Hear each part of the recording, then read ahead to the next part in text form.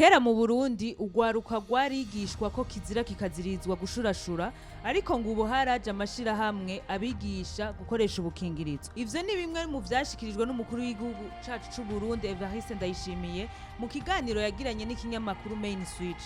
Hagati aho mu gihe Donald Trump atorohewe n'inama nshingamateka ishaka ku mwaka ububasha bwo kugaba intambara muri Iran, nawe ntiyorohera abanyafrika. Leta ya Donald Trump ikomeje gushira ku musozo indoto z'abanyafrika benshi bari bipfuza kuzohava baja kuba muri Amerika, kuko akomeje gushiraho ingingo zigabanya umurindi w'abanyafrika abaja muri Amerika. Ayo n'ayandi n'amakuru yaranze inondo. Nitwa Christabella Munezero, aha ni kuri Paulo Cash Media, ndi kumwe na mugenzanje Patrick Rusaje Atangimana. Kandi tubibutse ko mu gihe turi muri weekend isanzwe ari naho haba imanza nyinshi zitandukanye, turahari ku bwanyu. Twaratabuye yuko ubuzima muri ino si bworoshe, ubuzima buroroshe, ubishatse ko buguma buraguma.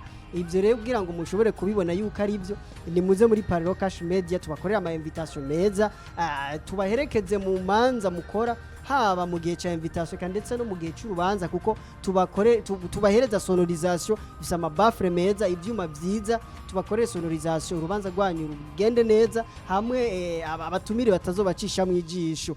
Ikindi naco turabafasha novuga gutuma inshuti zanyu ziri Dubai, inshuti zanyu ziri muri Amerika, baba diaspora, inshuti zanyu z'aba diaspora, baba jango bari mu mahanga, bakurikirana ikibiriraho ku buryo batarinda no kugorwa no kurondera itike ngo baze mu rubanza, kuko biba bisa nk'uko nabo nyene ariho bari, kuko tubahereza Starlink ituma bakurikirana ikibiriraho ibirori muba muri ko murakora. Ni muze tubibahe, ni ku giciro gito cyane, muzava mwibaza yuko mbere turiko tubibaha ku buntu, kuko nta nyungu ndende tuba turashaka, dushaka ko dusangira umunezero, dusangira ubuzima, kandi tukajana twese mu iterambere.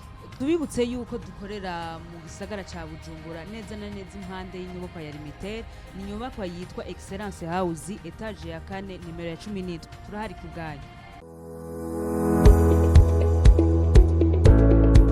Biragoye cyane gutera imbere, kandi biranorosha gutera imbere mu gihe ujanye n'ibihe bya none, mu gihe ujanye n'ibihe turimo, kuko ntushobora kuba ukiri mu bihe bya kera ushobora gutera imbere. Ni kubaho uzi ahisigeze, ni kuba uri gukora woroherezwa, ibikorwa byawe ariko biravansa bitewe n'uko uri gukoresha internet inyaruka. Abahinga barerekana ko ata internet no musi iraboneka inyaruka isumba Starlink. Ni benshi bidoga ngo bakoresha connection zikwega, ivyo bakora ngo ntibikunda. Ico kibazo rero muri Parlo d'argent twaramaze kugitorera umuti. Turafise wifi Starlink, turayikotesha kandi ku mahera make cyane, ku buryo tuyiguhaye uba wibaza ko menga turanakugabiye, kuko uyikoresha nka gwawe kandi ku giciro gito cyane. Ivyo twabishize kugira ngo tuje hamwe twese kugira dutere imbere twese. Ayo mahirwe rero ntagucike, wewe umvirije video urayisangiza abandi kugira ngo nabo ayo mahirwe ntabacike. Kuba yifuza canke kubaza kuba intéressé kumva yuko bakeneye internet canke abahora bayirondera bakabura iyo bayikura, dukorera muri Excellence House, ni impande ya building ya Limited, muri ville mu gisagara ca Bujumbura. Mu gisagara ca Bujumbura hagati muri ville, ntihagoye kugenda wurutsa amabisi, uramanuka gato ucubona kuri Limited. Iyi building iri impande yayo Excellence House, etage ya nyuma ya 4 nimero 17. Abafise imanza, abafise evenema, abantu bashaka gukora ama live streaming, abafise ama reunion, ama conference, nimuze tubahereze wifi inyaruka izotuma ibintu byanyu bigenda neza, izotuma ibikorwa byanyu atawicisha mu ijisho. Ushaka kwakura cyangwa gutanga commande, kuko uburyo bugezweho bwirukirwa na benshi, nomero niyi mubona iri kiraca munsi.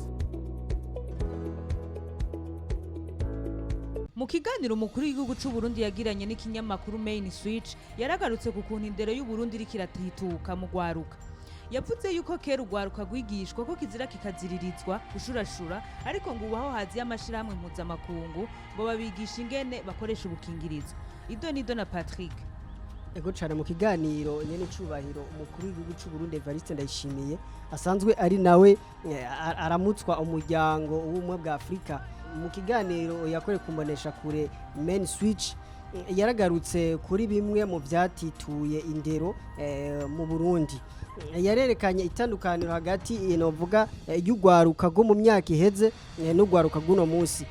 Arerekana ingene ugwaruka go mu myaka iheze gwaregwa bitandukanye n'uno munsi. Arerekana ukugene uno munsi mu ngo usanga abana baregwa n'abayaya, ababoyi, ni ukuvuga yashatse kwerekana uko iyo bica hose indero indero yari ikwiye gutangwa n'umuvyeyi ego umuvyeyi ubwiwe nawe avuga ati nifuza ko umwana wanje ego afatiye inzira ariko ubu mu gihe kera umwigisha yaba ari umwigisha akaba n'umurezi yashobora kurera ati ubu umwigisha yaratswe iryo banga ryo kurera nimba ari nk'umunyeshuri akosheje umwigisha akaba agize ngo amucishe ko akanywafu uca usanga umuvyeyi aciye ajya mu byo gushengeza uwo mwigisha kubera ko ngo ubu haraje ama ekole ya des enfants usanga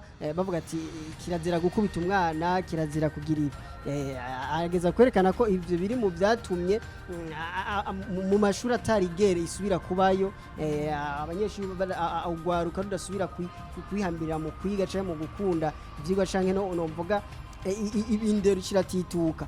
Ikintu gikomeye hano rero yaragarutse ku kintu kijanye novuga n'ubumenyi ubumenyi n'ubwenge. Aha ukuntu yabisiguye yarekanye ko ubumenyi ari ubwuronka ari ubwantu baguronka nivyo wiga ubwuronkera ku ishuri.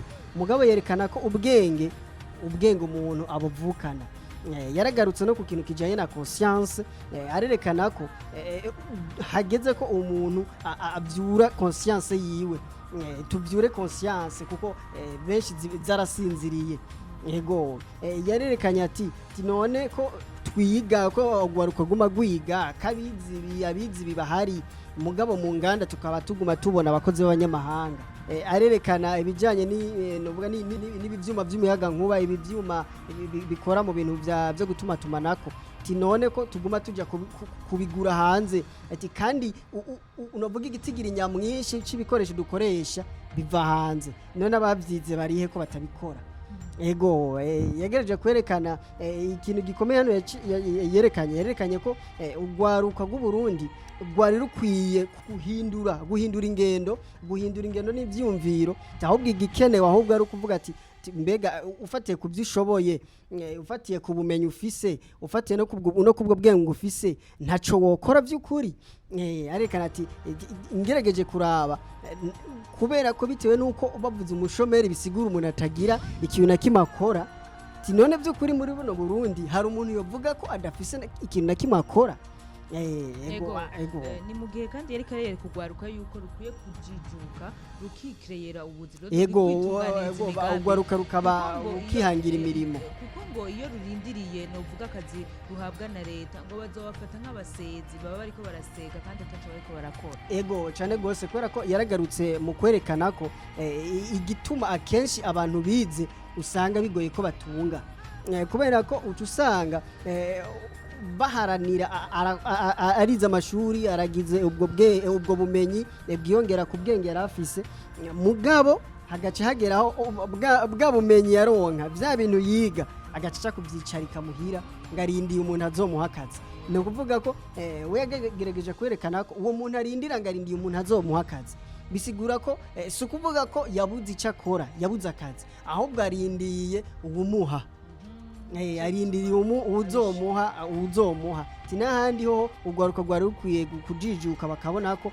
kugira ugwaruka rushobora gutera imbere kugira Burundi bushobora gutera imbere ari uko ugwaruka rushobora gutahura ko eka mbere abarundi bose bagatahura ko iterambere kugira umuntu ashobora gutera imbere ari uko arashobora kuba ari we ari yibeshaho yigaburira kandi bitwara bibonye mu kiganiro twari ko turaba ingene umuntu yashobora kwibesha ibyo bijana autonomie financière twarabigarutse ko turerekana ko kugira umuntu ashobora gutera imbere nuwo abafise uwo mushahara nuwo abasanzwe ahembwa uwo mushahara akwiye kubona ko umushahara atari uwo gukoresha muri consommation ahubwo umushahara yarakwiye kubona nk'umutahe umufasha gutera imbere muri indwi nyene turiko turarangiza nawereka kugaruka ku makuru y'ikiza ruhonya nganda Ebola ikiza kimaze imisi kiri muri Republika Iharanira Demokarasi ya Kongo no mu Buganda idoniyido ku makuru yagiye azunguruka cyane kuri iki kiza ca Ebola kiza novuga cyavuye gitandukira mu gisata c'imigenderanire igisata c'umutekano nko muri Kenya hageze aho mbere haba n'imyerekano idoniyido na Christabella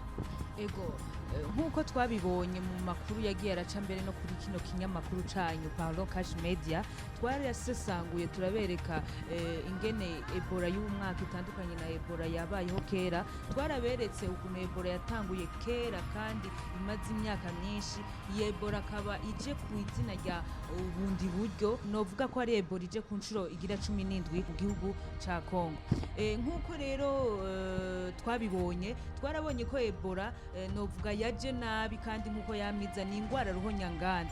Twarabonye ko yishe abantu batari bake muri Congo, benshi barafatwa. Turabona yuko habaye ingorane yuko iyo ngwara yaje kandi itagira urucanco. Baranatubwira yuko nk'abajejwe amagara y'abantu mu kigo MS baravuga yuko atanu na hamwe urucanco ruraboneka kandi atari urucanco ruzihuta kuboneka, kuko barerekanye ko urwo rucanco ruzoboneka inyuma y'imisi 90. Iyo ngwara rero yaratandukiriye n'ibindi bisata, aho tubona ko yagiye ironona novuga ibintu vy'ingenzi narirya mu kwandukira ifatanye novuga mu gihe mu kwandukira biri mu vyo kwegerana n'abandi canke kubaho urwaye ari. Twarabonye yuko igihugu c'u Rwanda categetse ko umuntu wese azoba ashaka kugigendera yabanze guca mu gihugu ca Congo atazokwinjira muri ico gihugu c'u Rwanda. Twarabonye yuko bamaze no gusohora itangazo mu gikombe c'isi yuko nk'uko tubizi mu guserukira igihugu ca Congo uzokwitabira iryo higanwa. Twarabonye yuko Donald Trump yamaze gushiraho itangazo bibuza yuko abo bakinyi batazojana novuga n'abafana novuga ababashigikira, kuko atinya yuko ico corezo canke iyo ngwara irandagata novuga igashika kure. Twarabonye yuko kandi novuga byafashe n'iyindi ntera, aho tubona yuko novuga mu gihugu ca Kenya, aho twabonye ko Donald Trump yafashe yuko abagwayi canke abanduye canke abikekwa kuba boba bahuye n'abagwayi iyo ngwara ko ashaka kububakira ikigo muri Kenya kizobakira, aho twabonye ko abanyagihugu bo mu gace ico kigo kigomba kubakwamwo bagize imyerekano mbere n'abahasiga ubuzima bakaba barahasize ubuzima. Ningingi itigeze yorohereza abanyagihugu b'igihugu ca Kenya, ningingi itigeze yakigwa neza, kuko bo bashikirije yuko novuga umukuru w'igihugu w'ico gihugu William Ruto, aho bamweretse yuko yo bakunze amafaranga mu gatitaye ku buzima bw'abanyagihugu. Umukuru w'igihugu ca Kenya yarishuye abanyagihugu ko akora ivyazi kandi akora ivyo yateguye, ko leta zunze ubumwe za Amerika n'igihugu ca Kenya bafitaniye amateka, atoreka kumufasha. Arerekana yuko kandi nubwo kizokwakira abanyamerika ko ico kigo kizofasha abanyagihugu ba Kenya. Twarabonye yuko novuga sentare nkuru y'igihugu yari yanse bivanye n'imyigaragambyo yabaye, ariko mu nyuma novuga ijambo rivuye ibukuru barerekanye yuko n'indege zizana ibikoresho zizana abaganga novuga yuko zamaze gushika muri Kenya, kandi novuga ibikorwa bigiye gutangura vyo kubaka ico kigo. Ariko nubwo biruko iyi ndwi iheze novuga OMS itangaje inkuru nziza ko n'abandura mu gihugu ca Congo bariko baragabanuka, mbere hariho n'abariko barakira bivanye novuga n'inyifato nziza abaganga babahanuye bakurikije. Mu gihugu cacu c'u Burundi nta uraboneka yagwaye novuga yanduye ico kiza, ni ikintu kizima kandi abarongoye amagara y'abantu mu gihugu cacu bandanya basaba abantu kwirinda kuja mu makoraniro cane, novuga kwirinda kandi novuga kuramukanya gose, gukaraba iyo uvuye ahantu ubona yuko hari umuntu wundi novuga kugira twirinde kuza turandukira. Muri indwi nyene nkuko biri mu makuru twabashikirije, twarabonye ingingo Donald Trump yafashe yo kwaka uburenganzira ibihugu vyarimwe amambasade atanga uburenganzira visa bwo kuja ku butaka bwa Amerika. Twarabonye kandi ko Trump atorohewe aho inama nshingamateka yari kwitora itegeko rimukura ku burenganzira bwo gutangura novuga intambara mu bindi bihugu. Ido nido ibiri muri ayo mategeko uko bigenda n'intego biba bifise na mugenzanje Patrick. Ubwa mbere muri ino ndwi twarabonye ko leta Donald Trump ikomeje novuga ikomeje umugambi Donald Trump yatanguye kuva ashitse ku butegetsi mu mwaka wa 2017 aho yashika ubwa mbere ku butegetsi bwa leta zumwe za Amerika, umugambi wo kugwanya abimukira.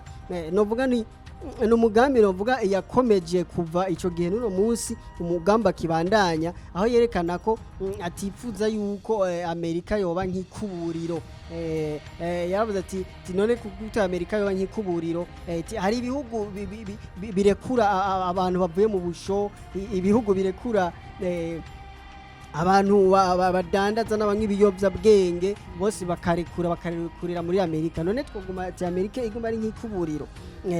Trump yaragejeje kwerekana ko novuga uno munsi atagikeneye ba bantu bagenda gutera indugumba muri Amerika, atagikeneye ba bantu baja muri Amerika kongereza igitigiri c'ubukene, igitigiri c'abashomeri, ahubwo akeneye avuga ati ofite birerekana ko Amerika abimukira keneye nabimukira abanyaburaya ko bavuga ati uyu wavuye muri kino gihugu kiyo bica hose afise icaje guterera. Yaragerageje kwerekana ko akunda abanyafrika mu gihe bari wabo. Twaribonye mu migano byinshi twagiye dukora yuko Trump yagiye agaruka kujana n'abimukira muri Afrika, aho hagereranya ko novuga bava mu bihugu novuga by'umucafu, adakeye ko ivyo bihugu abo bimukira abanyafrika baja gutera uwo mucafu mu gihugu ciwe. Nuvuga ko ivyo rero byagiye novuga n'umugambi ingingo yagumye igumye iduza novuga iduza umurindi gushikaho agenda afatira ingingo z'ibihugu bimwe bimwe, akavuga ati igihugu runaka umuntu ava muri kino gihugu ntazigera honyora asubira guhonyora muri kino gihugu, ntazigera asubira guhonyora muri Amerika. Novuga ni ingingo yakoze kuri Burkina Faso, ingingo ikora kuri Mali, kuri Niger, kuri Sudani y'Epfo na Syria. No kuvuga ko abava mu ivyo bihugu uno munsi nta numwe ashobora kuba yo kwinjira mu ico gihugu. Umuntu wese ava mu ivyo bihugu nashobora kuba yohonyoza ikirenge muri Amerika bitewe n'izo ngingo za Trump. No kuvuga ko yongera arafatira n'ibihano novuga arafata ingingo zibuza ibihugu bimwe bimwe kuba kugabanya umurindi w'abinjira muri Amerika. Mu ivyo bihugu yagabanije umurindi w'abinjira muri Amerika, mu ivyo bihugu n'u Burundi burimo. Nuvuga nubundi Trump ntiyashizwe kubera ko nubundi yavuga ati nubundi sindaronka umusaruro ukwiye waho mbona ati by'ukuri ikibazo c'abimukira nagihejeje. Aheruka rero gufata indi ngingo kandi ruhasha ikomeye. Iyo ngingo rero niyo kugoza processes canke intambwe zo kuronka visa, kugoza ku buryo umuntu ugira aronke visa bitazomworohera. No kuvuga ko ingene yabigenjeje yafashe mu ambasade yahora tanga amaviza, yarafise ubwo burenganzira bwo gutanga visa. Ambasade ya Amerika muri Afrika yarafise ubwo burenganzira bwo gutanga visa. No kuvuga ko ubwo burenganzira yarabwugaye mu ambasade agera kuri 50. Ambasade ya Amerika agera kuri 50 muri Afrika yaratswe ubwo burenganzira bwo gutanga visa. Twibutsa bariko baradukurikirana ko na ambasade ya Amerika mu Burundi nayo nyene iri muzabujijwe canke muzatswe ubwo burenganzira bwo gutanga visa ija muri Amerika. Ibihugu bizo ambasade za Amerika ziri mu ivyo bihugu bizoshobora kubandanya bitanga visa na ambasade agera kuri 20. No kuvuga ko dufatiye nko ku bihugu bitwegereye aha nyene hafi nyene aho nyene ibihugu byo mu aka karere, twavuga nka ambasade ya Amerika i Kigali, iyiri Kinshasa, iyiri i Dar es Salaam, iyiri Nairobi, n'iyiri Kampala. Niko mvuga novuga hano mu karere tukatwegereye, akarere novuga dusanzwe turimo. Aho niho nimba ari nk'umurundi azoba keneye visa ija muri Amerika azorinda kwitura izo ambasade. No kuvuga ko azorinda kuja mu Rwanda canke aje muri Tanzania canke aje muri Kenya, muri Kongo canke mu Buganda. No kuvuga muga mu Burundi ubu ntibizoba bigikunda. Uburundi ni bumwe rero sibwo bwonyine uravyumva, ni Burundi ni bumwe mu bindi bihugu aho izo ambasade za Amerika zatswe ububasha bwo gutanga visa. Iyo rero nivuga ni processes, ni umugambi ariko arakomeza ku buryo hazogeraho abanyafrika indoto zo kuja muri Amerika zizozimangana burundu, kubera ko azoba ikintu kigoye kitazoba cyorohera umunyafrika gushikako. Hagati aho Donald Trump nawe nyene ubwiwe ntibiriko biramworohera, kubera ko hagati muri Leta Zunze Ubumwe za Amerika inama nshingamateka inyuma yo kubona ko Donald Trump yagavye intambara kuri Iran, intambara itahavuye novuga yerera Amerika cyangwa itanga umusaruro uboneka kuri Amerika ugeranije n'izindi ntambara zimwe zimwe Amerika yagiye igaba hatari hake mu isi. Ni ukuvuga ko inama nshingamateka yahisemwo gutora itegeko yindwi mwindi twarabonye ko inama nshingamateka iri kirahangana bimwe bikomeye na leta ya Trump mu kugerageza gutora amategeko yaka ububasha Trump bwo kugaba intambara. Two kwibutsa ariko baradukurikirana ko ngo twabibonye mu biganiro mu kiganiro kijanye n'iyi nkuru twarabonye ko ubundi Trump canke nta mukuru w'igihugu ca Amerika n'umwe afise ubwo burenganzira bwo kugaba intambara hanze ya Amerika. Nuvuga ibwirizwa shingiro irihereza ubwo bubasha mu buryo bwuzuye inama nshingamateka na nkenguzamateka. Abo nibo bafise ubwo bubasha bwo kuba botegeka ko Amerika itera ikindi gihugu. Nimba ari n'umukuru w'igihugu rero ababona ko bikeneye ko iyo ntambara iba arinda gusaba uruhusha kandi akaruhabwa n'inama nshingamateka na nkenguzamateka. Twarabonye kandi ko mu nyuma bitewe na kahise iki gihugu ca Amerika cagiye kiracamwo haragezaho inama nshingamateka na nkenguzamateka 1973 aho hatogwa itegeko giswe World Powers Act. Nuvuga ni itegeko ritanga ububasha bwo kugaba intambara. Iryo tegeko inama nshingamateka na nkenguzamateka batoye iryo tegeko mu ntumbero yo guhereza ububasha umukuru w'igihugu wa Amerika kuba yotera mu kindi gihugu atarinze gusaba uruhusha inama nshingamateka na nkenguzamateka mugabo mu gihe iyo ntambara itazomara iminsi iri hagati ya 60 na 90. Ni ukuvuga mu gihe intambara irenze iyo minsi iri hagati ya 30 na 90 umukuru w'igihugu wa Amerika ategerezwa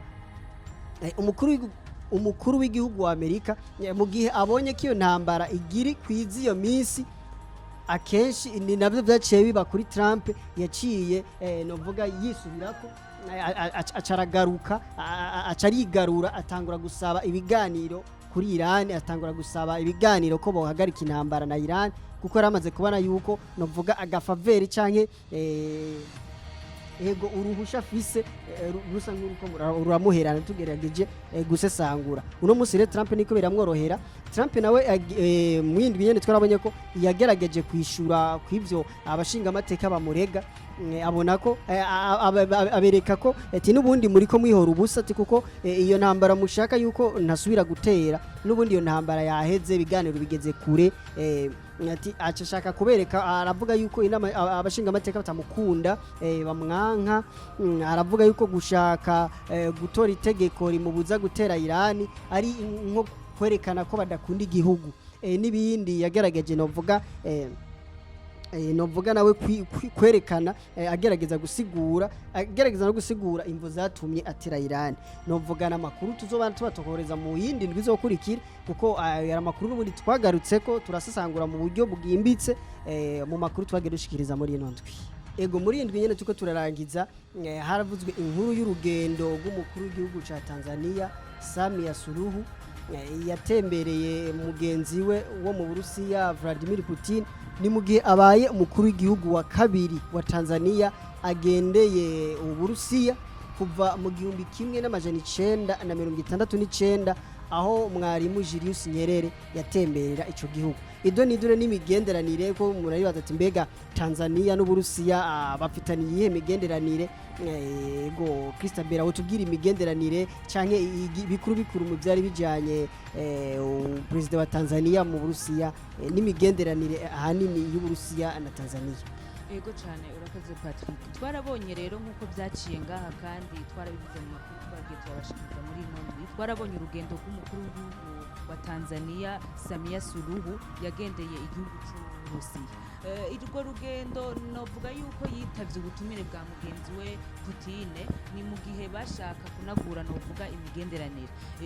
Samia Suluhu ijambo yashikirije yarerekanye ubucuti bw'igihugu cy'Uburusiya na Tanzania kwari ubwo kuva kera mbere kuva mu mwaka w'1961 kuva novuga ubucuti bubayeho kuva ivyo bihugu bigiraniye amasezerano yo kubaka amambasade haba muri Tanzania hakabaho ambasade y'Uburusiya habaho mu Burusiya hakabaho ambasade y'igihugu ca Tanzania.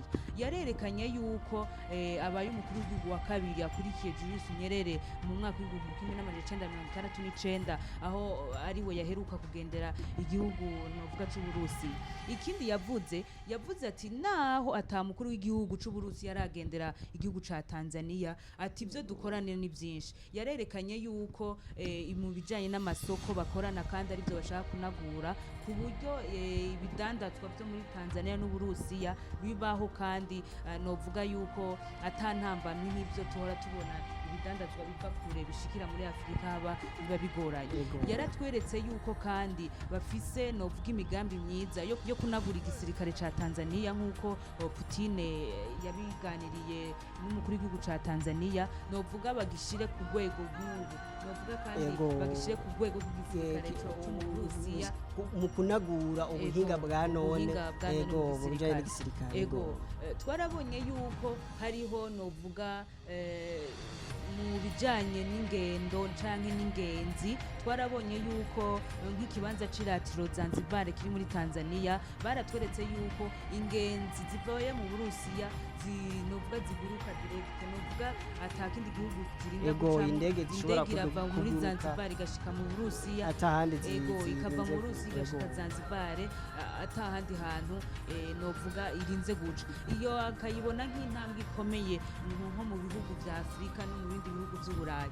Putin mu ijambo yashikirije ko kuva agiyeho novuga kugira imigenderanire myiza n'ibihugu vya Afrika yabishize imbere narijya hari haba bikumira aha ntitwobideha nk'igihugu ca Amerika carerekanye yuko novuga kidashaka Afrika ari nk'umucafu Afrika ari ugenda gusa gusega ce gusahura igihugu ca Amerika.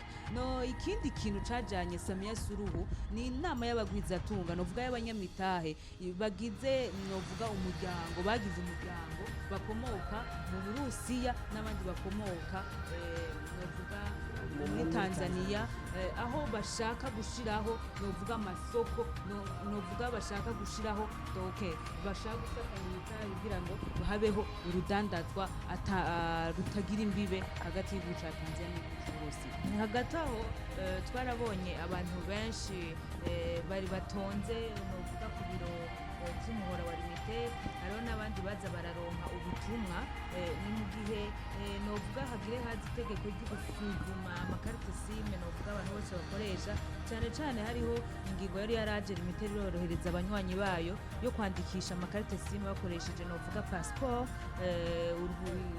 igitabo c'inzira hamwe na permis de conduire urupapuro rwerekana yuko uzi gutwara imodoka. Ivyo vyose rero bagasanga narijya harawe ibintu vy'ukwiba abantu baciye kuri iyo mihora bakavuga ati reka dusuzume neza kandi SIM zacu dufise kugira ngo turebe katagahaze karimwo. Rero hariho novuga ko iyindwi yaranzwe n'umurongo munini wabona abantu benshi batonze barindiriye hariho nabo bazugarira kubera ko ivyo bisabwa bidakwiye kugira bazishire kuri karangamuntu. No kuvuga ikigo ARCT gicungera ivyo gutumatumana k'amakuru biciye mu buhinga bwa none carasohoye itangazo ribwiriza abafise amakarite SIM bose kwiyandikisha gushasha gushika ku itariki 25 uruhesha umwaka wa 2026. Biri mu itangazo ico kigo cashize ahabona ku itariki 3 ruheshi umwaka wa 2026. Mu iryo tangazo ARCT imenyesha ko ico gikorwa kiriko cisunga itegeko ishikiranganje ryo kwa 13 nzero umwaka wa 2026 ririmo impinduka mu byo gukoresha amakarita SIM mu Burundi. Kigasaba abafise amashirahamwe yo gutumatumanako kuguma baha ubutumwa abanywanyi babo ngo bihutire kwiyandikisha muri ico kiringo cyatanzwe nk'uko biboneka mu itegeko ry'ubushikiranganje bw'ikigega ca leta n'ubutunzi bwo ku buhinga bwa none.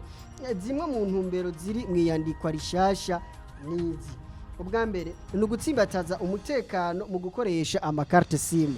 Ubwa kabiri ni ugukinga ko hari abaronka amakarite SIM mu kinywabi bikazana ubusuma mu bakoresha imihora.